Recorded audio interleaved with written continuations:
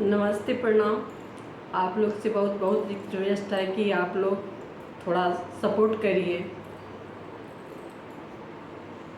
तभी कुछ हो पाएगा।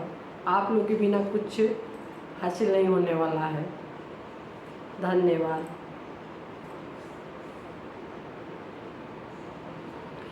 समधी के दीदी असमत वाली बनिया बेकार कैली, जोलहा भातार कैली, हमरो भातार कैली, भतरो के सार कैली। तनी सुन ला समधी सले तब जइहा, तनी सुन ला समधी सले तब जइहा, तनी सुन ला।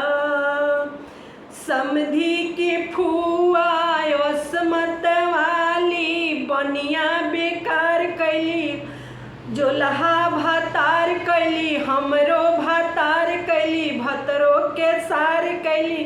तनी सुन ला सरवो सारे तब जइहा, तनी सुन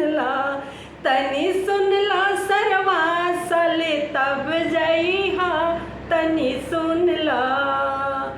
तिलक हरू के दीदी असमत वाली बनिया बेकार कैली, जोलहा भातार कैली, हमरो भातार कैली, भतरो के सार कैली।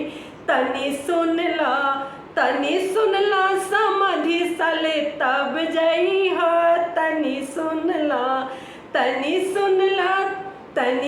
ला सरवा सले तब जइहा, तनी सुन ला तिलकहरू सले तब जइहा, तनी सुन ला।